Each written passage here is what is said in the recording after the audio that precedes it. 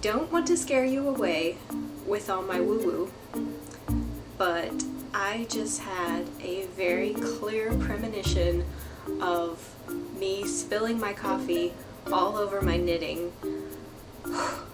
It stopped my heart for a second. So hopefully that was just my subconscious warning me, hey, think about this, you're sitting on the floor, you knock things over all the time. Hopefully that was it and not like this is what's gonna happen. I think it was just a nice little reminder, like, hey, be aware. So gonna be aware. Knitting's over here, coffee's over here. We're gonna be okay. If it spills on the carpet, who cares, right? Like, carpets can be replaced. My $35 IKEA rug is not that important. What's up, Stitches? Welcome to the Ranney Knits podcast. This is a fiber podcast where I talk all about what I am knitting. Thanks for joining me today. I have a little bit of a different format today because I only have one thing that I've been working on in the last 11 days. So I have a FO, and that's the only thing I'm going to be talking about today. So probably going to be a quick episode, but I wanted to get this out to you because the FO in question is the Tecumseh sweater by Kaylin Hunter, which I knit as a sample for Allie of Explorer Knits and Fibers. And I am going to have to get that sample back to her as soon as it's done blocking, so I thought I would record this and talk about that just because I really want to share it with you. Do I have anything else I wanted to say at the mo? I think that's it as far as introductions go, so let's talk about the Tecumseh, I don't know. That makes me think of when I was working in a Japanese restaurant, and I asked the man who owned the restaurant, who was Japanese, how to say something like unagi, or maybe it was nigiri. Do you say nigiri or nigiri? And he said, they're both wrong, it doesn't matter, you're not going to pronounce it right. So anyway, the Tecumseh sweater. So I did not have a crazy deadline for this, really. When I signed up to be a sample knitter, I said my sweater turnaround was about 4 weeks, which I knew was giving me a lot of time, but I definitely wanted to overestimate the amount of time that it would take me rather than underestimate it. So I was pretty sure I could get it done in 2 weeks, but I said 4 just to give myself a nice cushion, because we love a good cushion here at Ranney Knits headquarters. Yeah, so I kind of, when I started this, I put this random deadline, not really a deadline, but I put this random challenge on myself to get this sweater finished in 10 days. I think where my mindset was, whereas I was watching, it might have been Grocery Girls recently finished some sweaters in some crazy fast time. I'm not really sure where that influence came from, but for some reason I decided I just wanted to see if I could do it in 10 days. Took me 11. I could have gotten it finished last night. I finished it this morning. I just had one cuff on the sweater to do and then weave in all the ends, but I was tired last night. It wasn't going to happen, so I just let it go. But 11 days is still pretty good. It's pretty good. So this is the Tecumseh.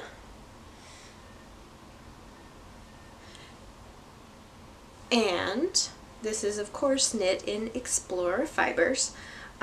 The main color is Sweater Weather, the purple is Mulberry Bush, and the rust color is Rust.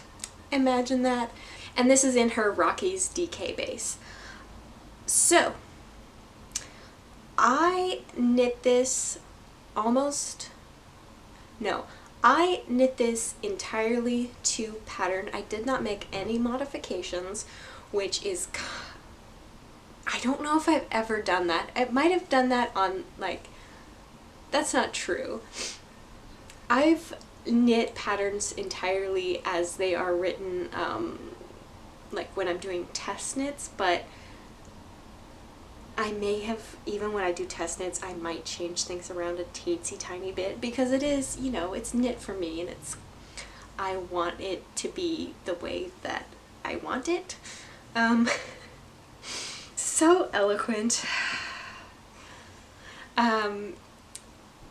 But yeah, so kind of a weird thing for me, like, not weird, it was an interesting experiment for me to knit this as quickly as possible, following the pattern. And maybe that helped me knit this so quickly, because a lot of times the modifications I make the pattern a little bit more difficult, but I think it's something that everybody should try, and especially with a pattern that isn't in your, what am I trying to say? A pattern that's a little bit different and maybe pushes you out of your comfort zone. And I know that's not going to be for everybody, because, like I said, when you knit something, it's going to be, you know, that's part of the beauty of knitting for yourself, is you know exactly how you want things to fit, and that is amazing. And that is exactly why I started knitting, because I wanted to be able to make something that looked exactly how I pictured it in my head. And especially if you're knitting, I mean, this is a lot of knitting. It's and it uses a lot of yarn, and it does take a lot of time. I know I said I knit this in 11 days, but that was 11 days full of knitting. It was a lot. So yes, if it takes a lot of time, I can see why you would, you know, want to change it up and mix it up. If it's a pattern that's not really, like, you don't know if it's going to look good on your body type, or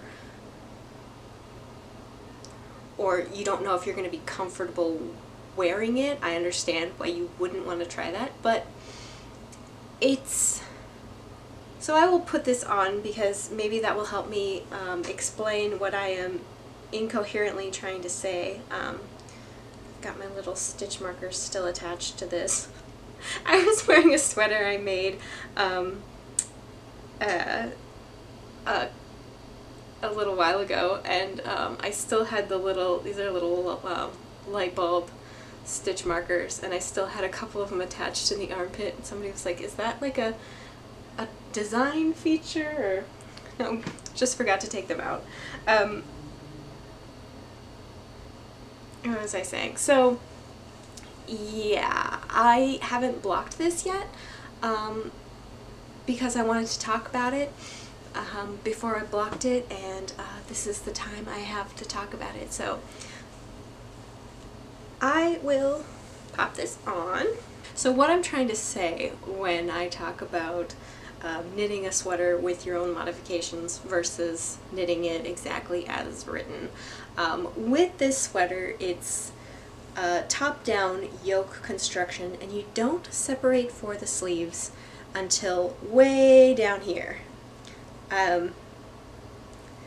So you get a very oversized fit. And I can see why a lot of people have decided to separate for the sleeves way up here. And I probably would have done that if I were knitting this for myself. Actually, honestly, I wasn't going to knit this sweater at all. I saw that part, I saw the shorter kind of bracelet length sleeves. These are a lot shorter right now because I haven't blocked it. I anticipate that they're going to grow quite a bit, which is something I'll talk about in a minute. But yeah, I wasn't really into the fit of this sweater.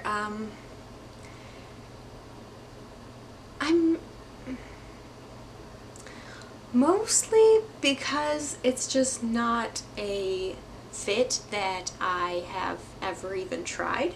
I mostly gravitate toward classic, simple construction that has, you know, like maybe 2 inches of positive ease. Positive ease is something that I have shied away from for a while, and it's only recently that I've kind of started incorporating that into my wardrobe.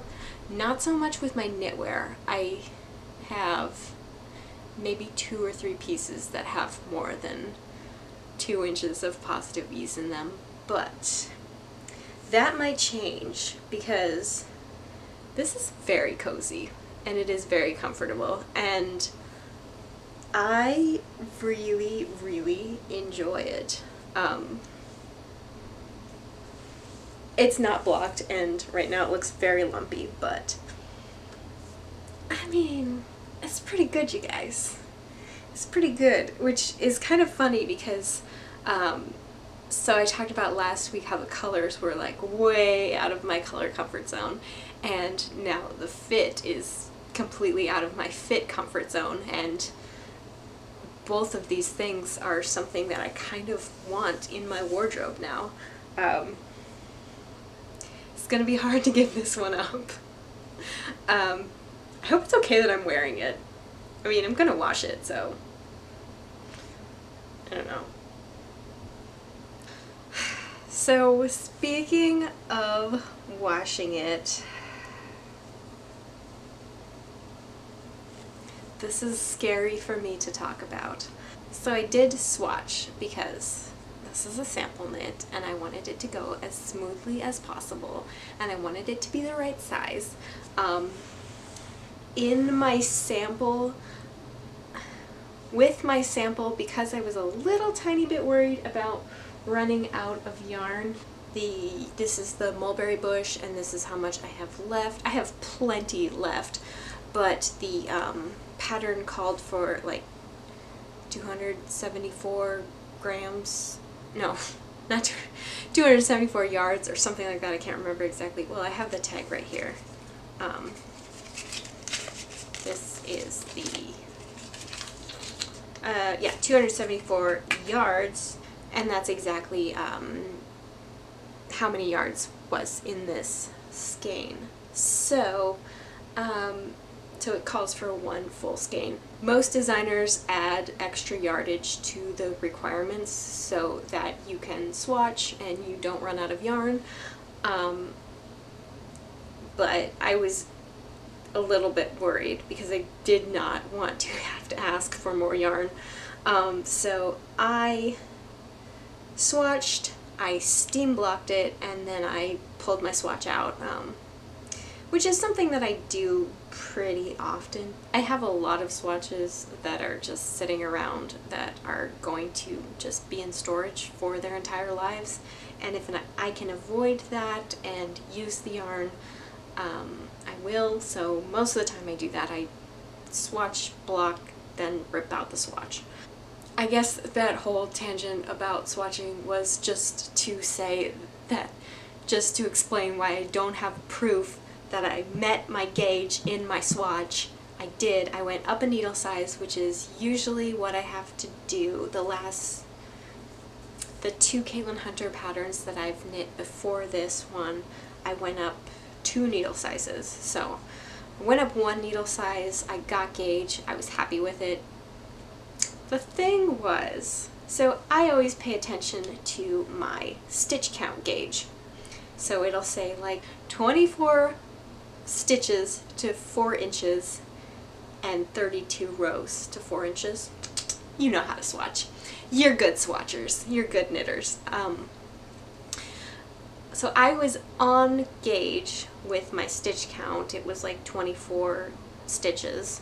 So row gauge is not something I typically pay that much attention to. As long as I'm within a couple stitches, I figure it's okay, because the majority of patterns just say knit to 5 inches and then, you know, do whatever comes next. And So I was feeling all good about myself for checking my gauge and being right on and knowing everything about knitting. So what you should be aware of if you are planning on knitting this sweater is in the directions it says knit the color work, and then this section in between color work here where it's just stockinette, it doesn't give you an inch direction, it gives you a stitch count direction. So it says knit a certain amount of rows rather than saying, like, say, knit 3 inches. So your row gauge is very important if you're going to knit this sweater. It could be the difference between a yoke that starts, you know, right under your bust line and a yoke that ends at your elbows. So looking at this now, my gauge on the sweater is a little bit off. It's supposed to be 30 rows, I think, to 4 inches. Mine is more like 28, which doesn't sound like that big of a deal, but remember, this is before I'm blocking. This is 100% superwash, so this thing's gonna grow. My stitch gauge is still right on, but again, this is before blocking, so it's gonna get a little bit bigger. So this is gonna be slightly bigger than the size that it's intended. So there's really good schematics in the end of the pattern where you get the sweater illustration, and it's got how many inches or centimeters everything's supposed to be. So from the top of the collar to the armpit here was supposed to be, I don't remember exactly what it was supposed to be. I am 4 centimeters off right now. So that's 4 centimeters is not that big of a deal. It's gonna be okay. But I'm a little nervous to see what this is gonna do when I wet block this. I sort of considered not wet blocking it, but that's kind of silly because it's a sweater, it's a garment, it's gonna need to be washed at some point. So it's gonna get blocked. I'm gonna block it. I'm gonna try to see if I can block it this way. I will let you know how that goes. Right now, I think it's the perfect size. I think it fits really well, and I really hope that it makes a good sample. I think it showcases the colors really well, especially the sweater weather. I think the other 2 colors really like highlight how good sweater weather is. Oh, as this is hand-dyed yarn, I did alternate skeins in between the colorwork sections.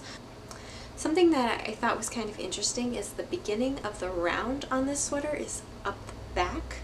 So a lot of times when you're alternating skeins, and especially on a garment, you want to do it on the side, just so that because sometimes there's a seam where you're alternating skeins, and so you want it on the side where it's hidden. On this one, if you do it on the side, it's going to be, a lot of it is going to be, you know, this much would be right on the side of the arm.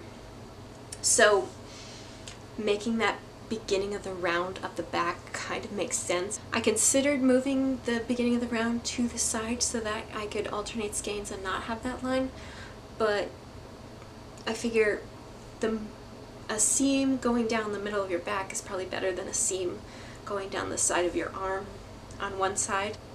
So because I was alternating skeins in a place that was going to be pretty visible, I paid a lot of attention to how I was doing that, and I've got the technique down to where you alternate skeins but you don't get that seam. Maybe you can see here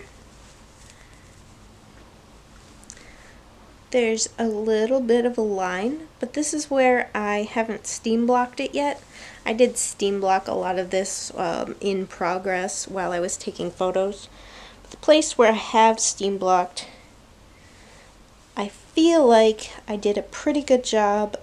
It's kind of tricky to show, but that's what it looks like on the inside there.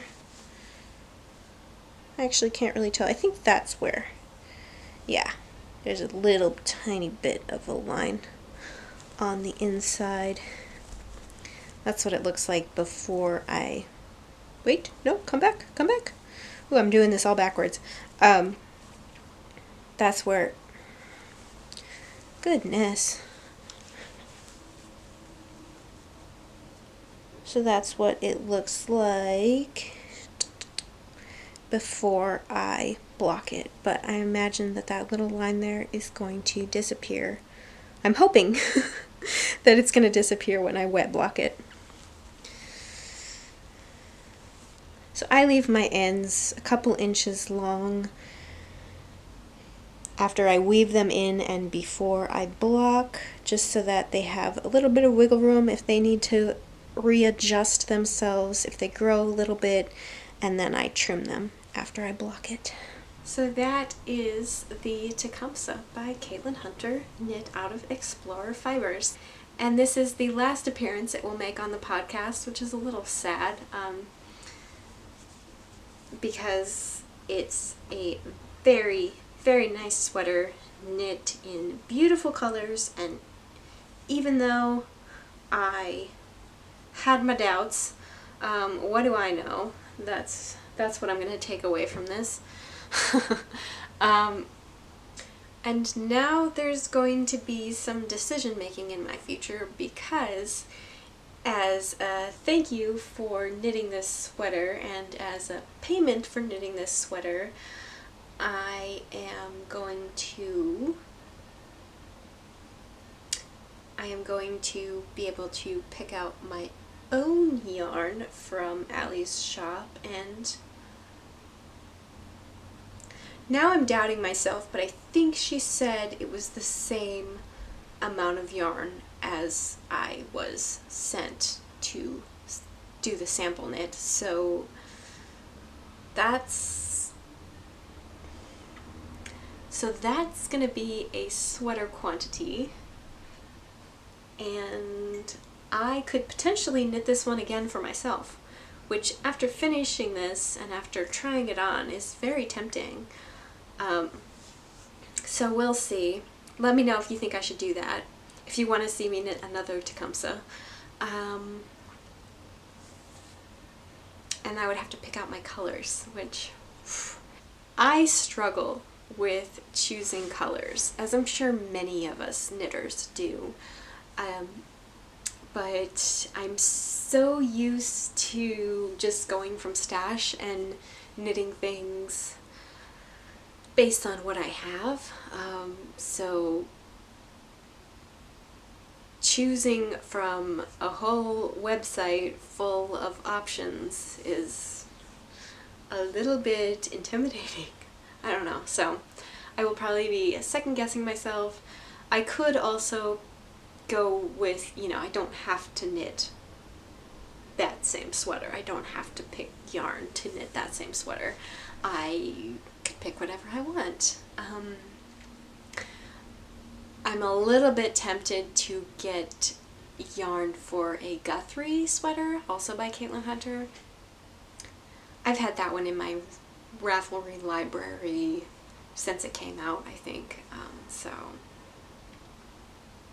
we'll see.